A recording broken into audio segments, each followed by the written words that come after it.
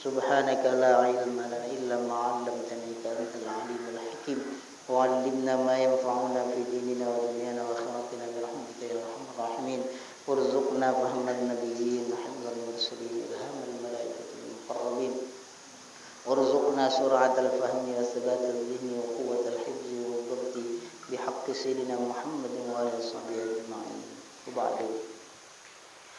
قال المفسر رحمه الله تعالى ونفعنا بعلومه في الدارين. ومن حيث خرجت أي من أي مكان خرجت إليه للسفر فولي وجهك عند صلاتك شطر المسجد الحرام وإنه أي هذا الأمر للحق أي الثابت الموافق للحكمة من ربك وما الله بغافل عما تعملون. قال المفسر رحمه الله تعالى ونفعنا بعلومه في الدارين.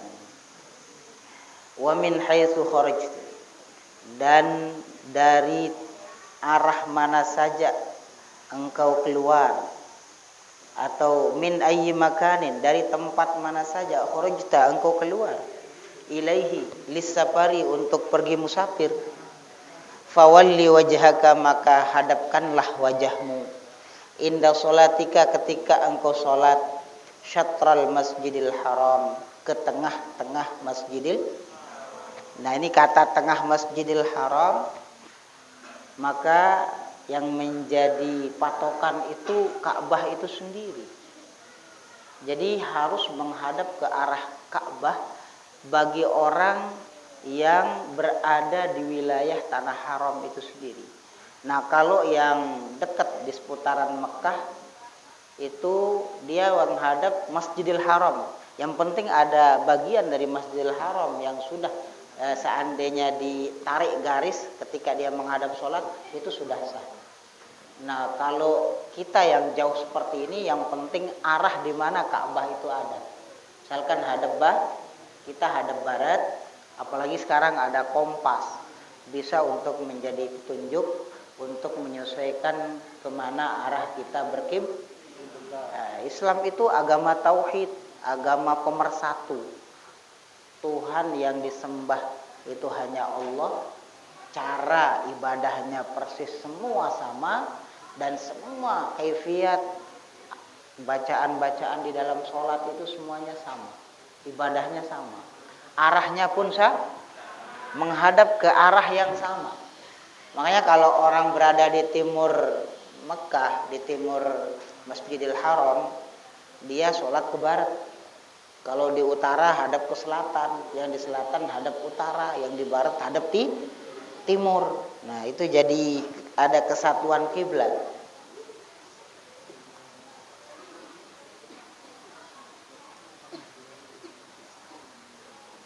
Wa annahu, dan bahwasanya ai hadzal amra, hal ini atau perintah ini, perintah mengarahkan wajahmu ketika sholat ke tengah-tengah Masjidil Haram, lal haq, itu benar-benar hak, as-sabitu al-muwafiqu lil hikmah, suatu yang sudah tetap, yang sesuai dengan hikmah, mir rabbik, dari sisi Tuhan, wa mallahu bighafilin amma ta'malun, dan sekali-kali Allah tidak akan pernah lengah terhadap apapun yang kalian perbuat, atau amma ya'malun, dari mereka perbuat. Qara'aha Abu Amr, Imam Abu Amr membaca ta'malun bil ya, dengan ya. Al-ghaibah itu gaib, berarti amma ya.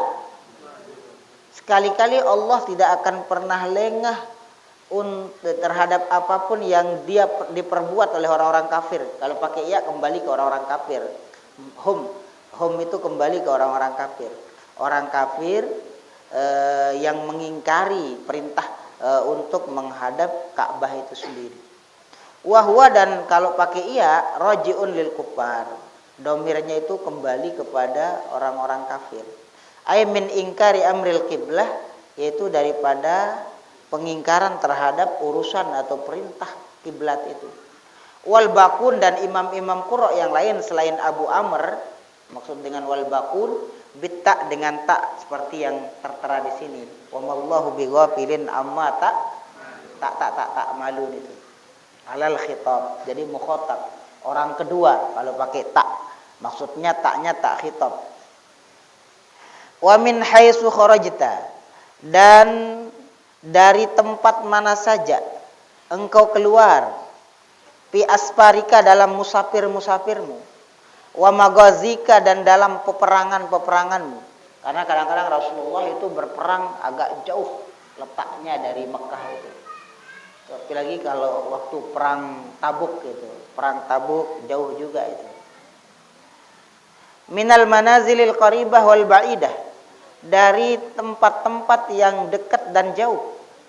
Fawalli wajhaka fis shalah, maka hadapkanlah wajahmu pada waktu salat, syatral masjidil haram ay tilqa'ahu, ke arah masjidil, wa haitsuma kuntum, dan sekira dimanapun kalian berada, min aqtaril ard, dari bagian bumi ini, mukimin au musafirin, baik mukim atau musafir, fi barrin au bahrin, di darat atau di, fawallu wujuhakum, maka hadapkanlah wajahmu ke arah kiblat juga.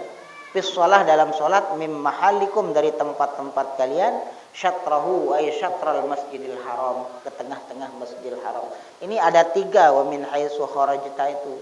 Maka seperti pembagian tadi, ada orang yang dekat dari Ka'bah, begitu dia bisa melihat ain Ka'bah. Jadi kalau orang sholat bisa melihat ain zat Ka'bah, wajib mengarah ke arah Ka'bah itu.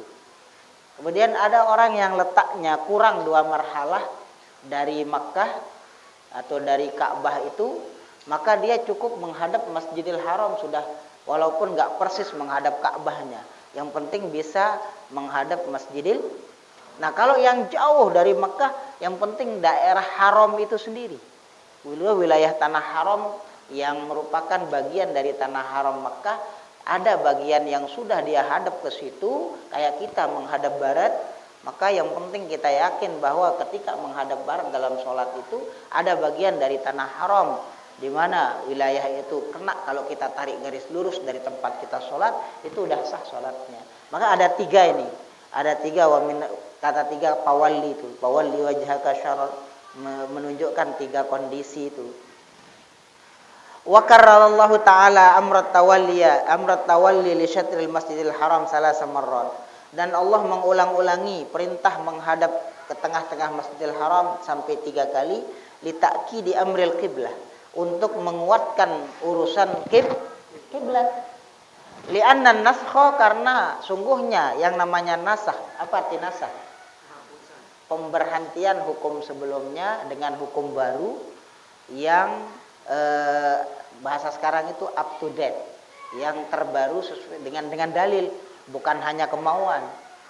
Jadi masalah kiblat ini kan mengalami nasakh. Awalnya dari arah di Masjid Aqsa yang ada di Palestina, kemudian dioper kembali ke arah Ka'bah. Itu mim mazanil fitnah wasyubhah, itu bisa menimbulkan fitnah dan syubhat. Kadang-kadang banyak komentar dari orang sehingga bisa menuduh yang macam-macam. Ada nanti yang bilang, Muhammad udah nggak konsisten, Muhammad itu nggak istiqomah. Kita udah hadap sana, pindah lagi hadap ke sana. Emangnya Muhammad ini main-main aja ini? Kayak orang baris berbaris, udah hadap sana, hadap sana. Ada juga yang bilang, Muhammad ternyata ujung-ujungnya dia orangnya fanatik kepada tanah kelahirannya. Dia lahir di Mekah itu. Muhammad kan lahir di Mekah. Akhirnya ketika kita ibadah, kita disuruh untuk menghadap ke arah tempat dia lahir itu. Kemarin kita udah hadap sana, Baitul Maqdis. Tiba-tiba diputar lagi. Ujung-ujung Muhammad ternyata fanatik juga kepada tanah kelahirannya, tanah airnya. Akhirnya kita disuruh menghadap situ. Mungkin ada dugaan seperti itu. Nah, kalau di bagian kita mungkin ada yang mengira kita disuruh menghadap Lombok karena ini yang jadi nabi orang Lombok, mungkin seperti itu. Ada dugaan-dugaan namanya mazanil fitnah wasyubhat. Ma'a annahu ta'ala, beserta bahwa Allah SWT allaqa bi kulli ayatin faidatan. Allah sendiri menggantungkan setiap ayat itu ada faedahnya. Kalau Allah yang merintahkan, seharusnya kita sami'na wa ata'na. Kalau perintah Allah dan Rasul, pokoknya ikuti, pasti ada maslahat, ada faedah. Kadang-kadang kita bisa tahu, kadang-kadang kita nggak bisa tangkap. Yang penting kalau kita ini lebih baik mengikuti saja. Sami'na wa ata'na. Amma fil ayatil ula. Adapun pada ayat pertama, ayat yang di atas itu, min haitsu kharajta fawalli wajhaka syatral masjidil haram. Itu yang ayat ula fabayyana. Maka ayat itu menjelaskan anna ahlal kitab, bahwa kalangan ahlil kitab kayak Yahudi dan Nasrani, ya'lamuna amra nubuwati Muhammad, mereka sangat tahu bahwa hal atau urusan kenabian Nabi Muhammad, wa amra hadhil qiblah haq, dan urusan masalah kiblat itu hak. Jadi mereka tahu persis orang-orang ahlul kitab itu karena termaktub di dalam kitab suci mereka keterangan tentang hal itu. Li'annahum syahadu dzalika fit Taurat wal Injil. Karena mereka menyaksikan masalah itu di dalam kitab suci Taurat dan kitab suci udah ada itu. Wa amma fil ayatis tsaniyah, adapun pada ayat yang kedua, fabayyana annahu ta'ala, itu menjelaskan bahwa Allah taala yashhadu, menyaksikan, anna dzalika haq, bahwa yang demikian itu hak. Wa syahadatullah bikaunihi haqqa, dan kesaksian Allah dengan keberadaan bahwa urusan kiblat dan Rasulullah adalah hak. Mughayyirah li ilmi ahlil kitab, itu berbeda dengan pengetahuan daripada ahlul kitab bikaunihi haqqa. Wa ammal fi ayatis salisah, adapun pada ayat ketiga, fabayyana annahu ta'ala, ayat ketiga itu menjelaskan bahwa Allah taala qata'a hujjatal yahudi wal musyrikin, untuk membungkam, membantah dalih orang-orang Yahudi dan orang musyrik. Jadi ayat ketiga atau yang mengatakan wa min haitsu wa haitsu ma kuntum fawallu wujuhakum syatra, itu membantah hujjah orang-orang Yahudi atau ahlul kitab dan orang-orang musyrik. Kan dari orang-orang Yahudi seperti tadi, mereka banyak nyinyir kepada Rasulullah. Ketika Nabi menghadap Baitul Maqdis, orang Yahudi itu mengatakan begini, Muhammad mencela agama kita. Yahudi, Nasrani dicela. Tapi kok kiblat kita diikutin? Karena orang Yahudi menghadap Baitul, padahal Muhammad itu ikut-ikutan arah sholatnya ke arah kita. Dia katakan Nabi ikut-ikutan, padahal Allah sudah bilang, wa ma ba'duhum bitabi'in qiblata ba'd. Enggak ada yang ikut-ikutan itu. Tapi semuanya sama, perintah Allah. Perintah Allah. Enggak ada yang ikut-ikutan. Misalkan kalau begini ya, saya punya 3 siswa. Saya suruh untuk belanja ke warung yang sama, satu duluan, satu belakangan. Apakah yang belakangan itu nurut yang duluan? Tidak bisa dikatakan nurut, karena dia sama-sama mengemban perintah. Begitu juga urusan kiblat itu perintah Allah. Semua nabi itu bersumber wahyunya dari Tuhan yang sama.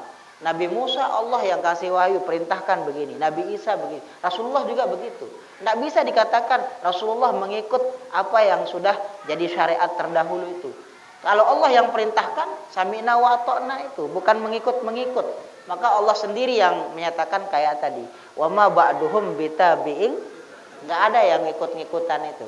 Semua mengikuti perintah Tuhan yang sama. Atau begini perumpamaannya. Misalkan kamu sekarang, kamu gambar Islamic Center. Saya suruh kamu lukis Islamic Center. Lalu saya suruh lukis juga, kamu saya suruh lukis. Apakah lukisannya nanti itu menyontek lukisannya dia? Sama-sama disuruh ngelukis Islamic. Apakah itu si yang belakangan dia akan dianggap menyontek lukisan yang duluan? Tidak. Nah, itu misal dia dari syariat yang bersumber dari Tuhan yang sama itu.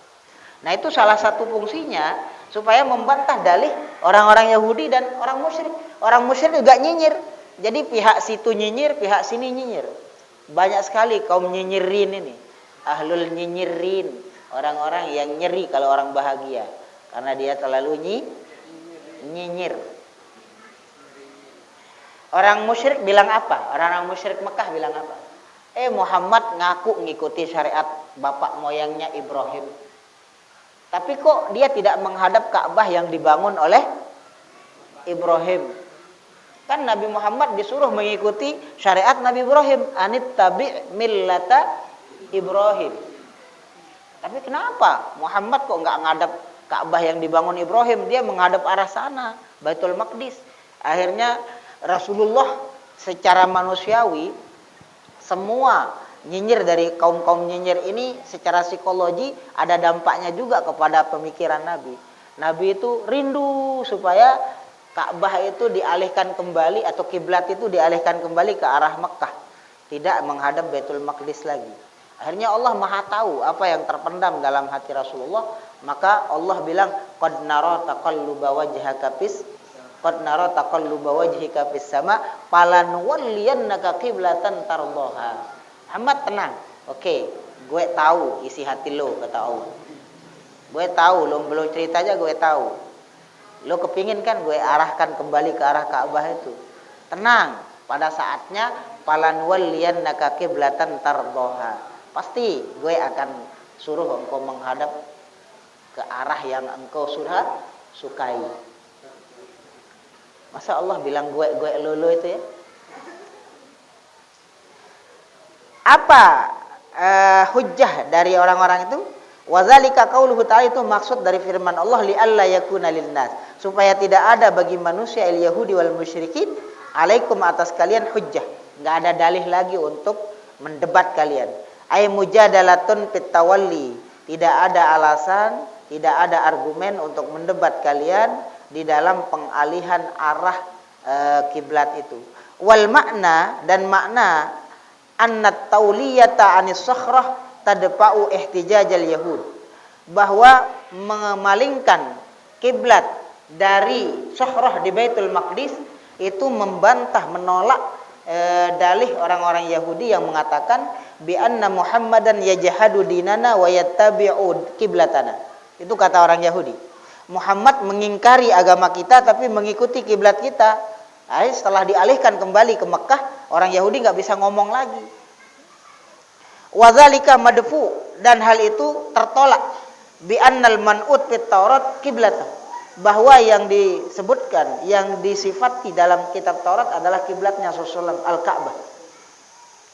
Wa tadfa'u ihtijajal musyrikin, sekaligus juga membantah dalih orang-orang musyrik bi annahu sallallahu alaihi wasallam, bahwa Rasulullah yadda'i millata Ibrahim, dia mengaku, mengklaim mengikuti ajaran Ibrahim, wa yukhalifu qiblatah, sementara jelas-jelas ia bertentangan arah kiblatnya dengan kiblat Nabi Ibrahim. Akhirnya kembali ke Mekah, orang musyrik nggak bisa ngomong lagi, orang Yahudi nggak bisa ngomong lagi. Tapi yang namanya orang mau ngomong pakai lidahnya sendiri, ya ngomong-ngomong yang enggak perlu diomongin. Makanya yahudu fi hadisil ghairi, mereka akan ngomong apapun tentang Rasulullah, cari-cari kesalahan Nabi yang bisa dijadikan sebagai objek untuk menjatuhkan Nabi dan Islam itu sendiri. Sampai sekarang orang-orang Yahudi itu nggak akan pernah suka. Tapi sekarang mungkin lewat perang dingin, melalui tulisan, media itu, kadang-kadang di medsos itu. Makanya dulu ada seorang wanita Yahudi, mungkin sekarang masih hidup atau nggak tahu. Wanita Yahudi ini punya pabrik garment di Amerika Serikat. Dia punya pabrik tekstil, perusahaan baju, tapi yang diproduksi bikini semua. Baju yang pendek-pendek itu, hanya menutupi bagian-bagian sensi yang tapi tidak tip-tip itu, sensitif. Iya, yang bagian sensinya aja yang ditutup-tutupin. Tapi sementara dia sendiri yang memiliki pabrik tekstil, dia pakaiannya tertutup, bahkan pakai cadar. Yahudi itu. Akhirnya para pekerja itu, yang bekerja itu heran. Ya nona katanya, atau nyonya kalau puan. Kenapa? Kami heran. Yang diproduksi pakaian-pakaian bikini, pakaian-pakaian mini pendek. Yang senang sekarang mini-mini itu disenangi, Metro Mini, kemudian apa namanya tempat ngisi bensin itu, Pertamini, lagi ngetren mini-mini itu sekarang, minimalis. Iya, itu lagi ngetren. Padahal kalau coba beli minuman ya, pasti ada petunjuk, jangan diterima kalau segel don't be accept if the segel broken. Jangan diterima kalau tutupnya rusak. Ini air mineral itu Narmada atau Aqua, itu ada pesan di situ. Tapi kenapa kalau gadis atau apa rusak segelnya diterima juga? Kadang-kadang kan seharusnya jangan diterima kalau segelnya. Artinya harus betul-betul bersih suci dulu kalau nikah itu. Jangan udah lelah duluan maksudnya. Kecuali secara syar'i. Kalau secara syar'i kan halalan thayyib. Akhirnya banyak yang heran itu pekerjanya. Nyonya, kenapa kita produksi pakaian-pakaian mini, tapi Anda sendiri memakai pakaian tertutup, rapat. Dia bilang begini, ini pakaian-pakaian kemuliaan. Ternyata orang Yahudi juga perintahnya sama kayak kita, nutup aurat. Menurut ajaran agama, kata wanita Yahudi ini, agama yang saya yakini, pakaian ini pakaian kemuliaan, menutup aurat itu mulia. Dan semua agama pasti memang mengajarkan kemuliaan akhlak itu sendiri. Nah, oleh sebab itu, kenapa kita buat pakaian bikini mini seperti ini? Kita akan ekspor seluas-luasnya untuk wanita-wanita muslimah. Supaya mereka biasa memakai pakaian yang gerah-gerah itu. Pakaian-pakaian yang seperti ini. Coba lihat sekarang. Terutama di Indonesia ini banyak sekali pasokan terutama dari perusahaan tekstil dari Amerika Serikat. Itu banyak sekali yang masuk pakaian-pakaian yang mini-mini dari sana. Dan wanita-wanita muslimah terutama para gadis sekarang nggak merasa sungkan pakai pakaian mini keluar dari rumahnya. Kalau dalam rumah nggak masalah pakai mini-mini, yang lihat cuman orang-orang yang masih boleh untuk melihatnya karena itu belum termasuk aurat bagi dirinya terhadap mahramnya. Tetapi kalau udah keluar seharusnya merasa sungkan. Kadang-kadang pakai pakaian yang baju daleman masih menampakkan lekukan-lekukan tubuhnya, bagian-bagian sensi yang butuh tip-tip untuk. Nah itu kadang-kadang nggak sungkan kan, merasa bangga, mau lihat kita boleh-boleh aja katanya. Bahkan wanita sering dijadikan objek untuk menjadi tanda kutip branding merek. Jadi branding untuk memperlaris barang itu. Saya sering bilang, apa hubungannya Indomie dengan perempuan hot begitu? Itu kan iklan iklan mie. Kalau mie ya mie, makan mie aja panas-panas iklannya. Tapi kok wanita gini hot. Apa hubungannya? Itu merusak moral semua itu. Tapi bayarnya mahal itu. Kalau berani menampakkan aurat itu kayak selebritis. Kalau selebriti yang berani mengumbar auratnya bayarannya mahal. Mahal bayarannya. Coba kalau kita lihat di televisi ya, host itu. Kalau laki pakai jas, setelan, rapi. Padahal aurat laki kan mabaina surah aurat laki antara pusat dan lutut, udah nutup aurat namanya laki-laki. Tapi justru laki-laki itu tampil dengan elegan, pakai jas kayak Irfan Hakim pakai jas. Tapi kalau perempuan diupayakan yang mini-mini, mic-nya di tengah, kecil lagi. Saya sampai iri sama mic itu, kenapa nggak saya berada di tengah-tengah mic itu, saya bilang. Udah pakai pakaian segini, menunya terbuka, ya Allah. Makanya ada ungkapan seperti itu, lebih mahal paha ayam ketimbang paha cewek itu. Kalau ayam capek dulu kita nyabut-nyabut bulu-bulunya baru kelihatan pahanya. Kalau paha manusia mulus, mampus katanya. Liwat. Coba aja duduk-duduk di jalan raya itu. Gratis katanya. Jaminan mutu. Dan yang memperlihatkan itu biasanya yang merasa mulus. Coba kalau dia krek-krek nggak, mungkin malu dia. Yang mulus-mulus itu yang pamer itu. Kayak Rexona kan, memamerkan ketiaknya kan. Ketiak dipamerin, apa mah ketiak itu dipamerin. Iya. Nah, itu pasti perempuan yang dijadiin objek lebih banyak. Atau ak itu, X. Padahal itu kalau bahasa Sasak X itu menjijikkan. Iya kan, semprot gitu-gitu. Semprot banyak wanita yang atau itu ada silet yang mulu semua wanita kepingin pegang anunya. Hah?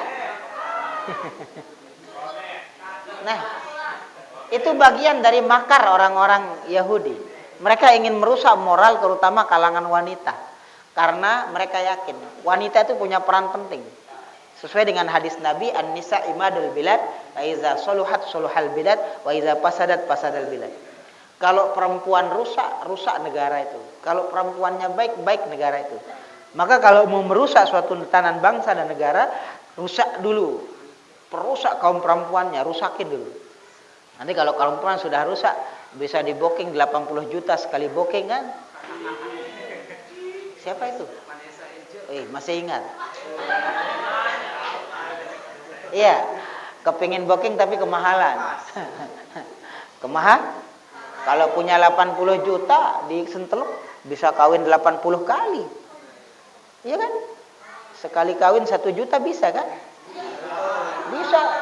Wah, secukupnya. Mas kawin air narmada 1 gelas. Iya, sandal jepit.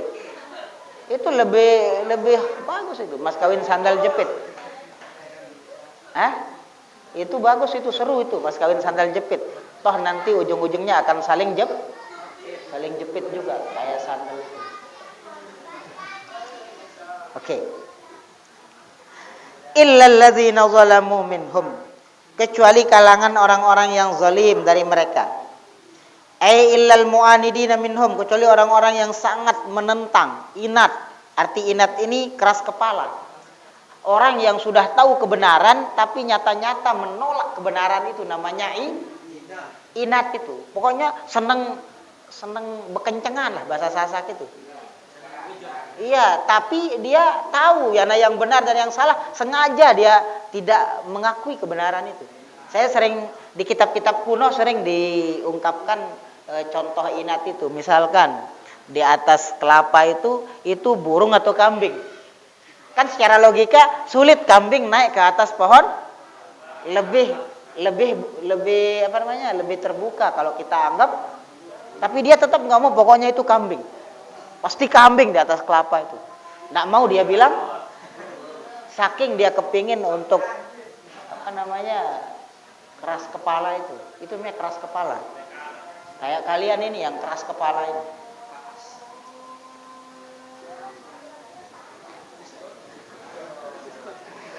Hah?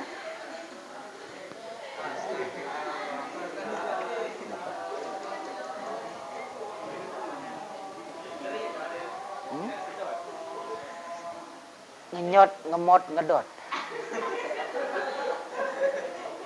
Kalau nggak ada sedotan kan ngenyot. Kalau nggak ngenyot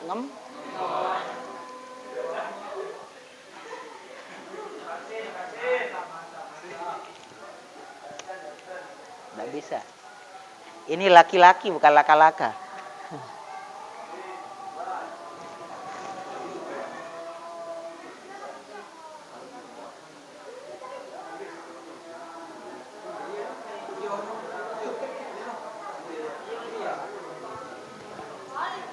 Apa?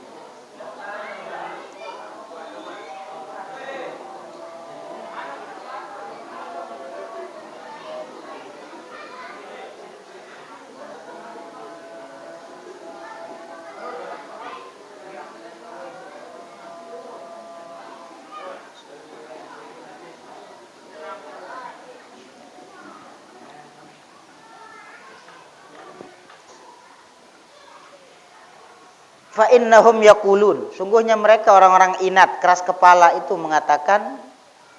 Jadi keras kepala itu identik sebuah idiom, ungkapan menunjukkan orang yang seperti tadi, membandel. Tapi perempuan pasti suka laki-laki yang keras kepala ya. Hah? Kalian?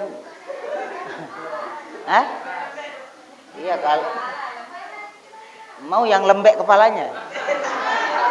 Kayak jelly kan, kepalanya kayak jelly nanti.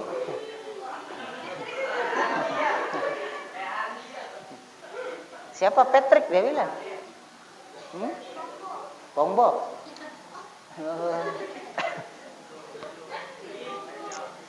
Itu Tuan Krem.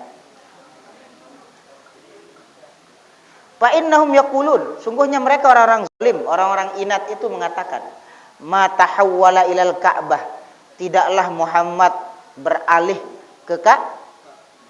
Jadi Muhammad itu tidak beralih ke arah Ka'bah di Mekah illa mailan ila dini qaumih, kecuali Muhammad udah condong ke ajaran agama kaumnya. Artinya kata orang Yahudi, Muhammad itu kembali ke Mekah, sholat itu menghadap ke situ. Berarti Muhammad condong kepada ajaran kaumnya dulu, ajaran jahiliyah, nenek moyangnya. Ini penghinaan yang dikatakan oleh orang-orang zalim itu. Wa hubban li baladih, dan karena cinta terhadap negerinya. Berarti dia fanatik suku, fanatik bangsa dan negara.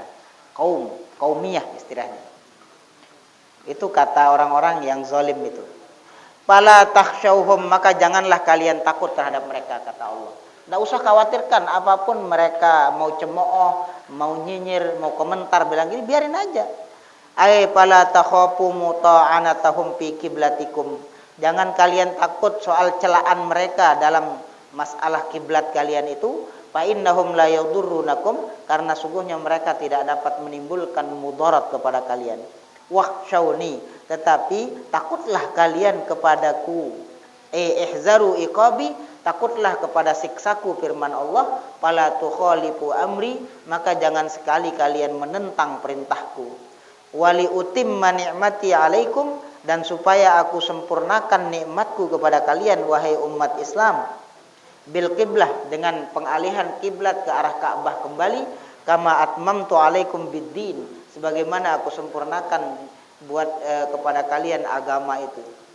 Wala'allakum tahtadun, dan supaya kalian itu mendapatkan petunjuk ilal haq, kepada apa yang sebenarnya. Kama arsalna fikum, nah sampai sini. Kama arsalna fikum rasulan minkum, ay min nasabikum wa huwa Muhammad sallallahu alaihi wasallam. Wa hadza imma muta'alliq bima qablah, ay wal yutimma ni'mati 'alaikum bil qiblah kama atmamtu 'alaikum fid dunya bi irsalir rasul. Wa imma muta'alliqum bima ba'dah, ay kama zakartukum bil irsal fazkuruni wallahu bisawab. Bismillahirrahmanirrahim. Bi jumlatil asma'il wa bisiwa ya rabbana ambal wa afnina an jumlatil aqwani wa abqina bil mashhadil ihsan wa matti'il arwaha bisyuhuri wa khud'ina nasirri lil ma'bud wa sirbina fil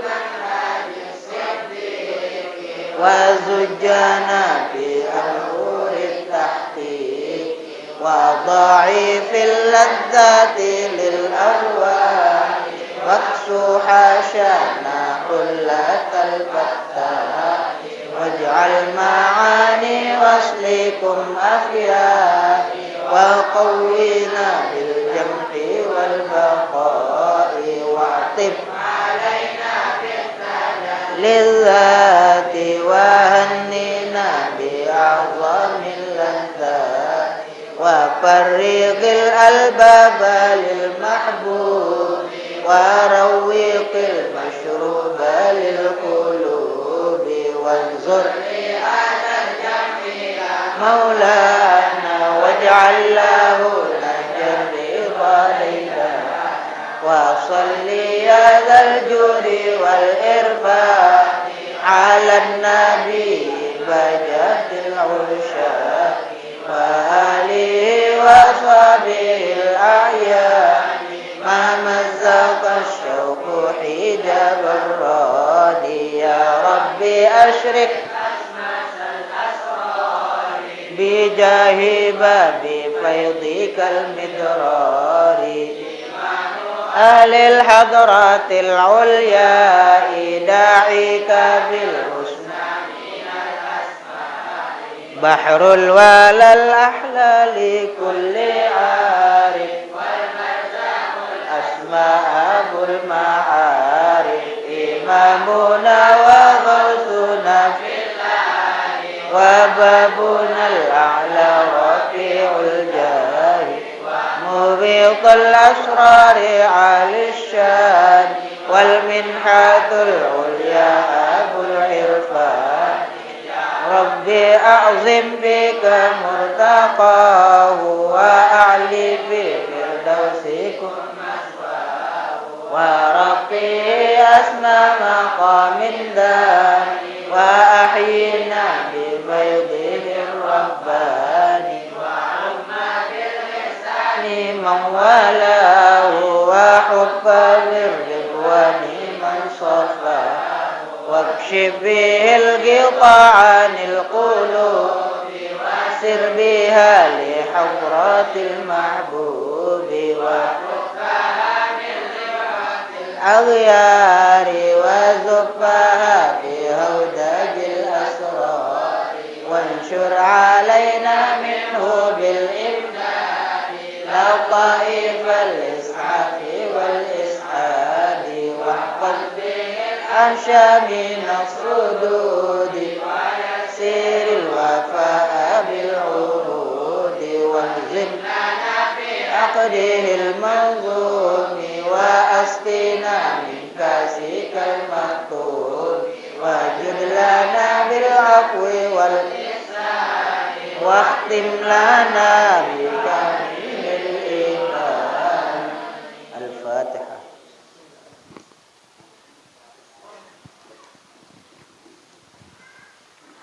فقد انتهى الدرس وأحييكم تحية إسلامية. السلام عليكم ورحمة الله وبركاته.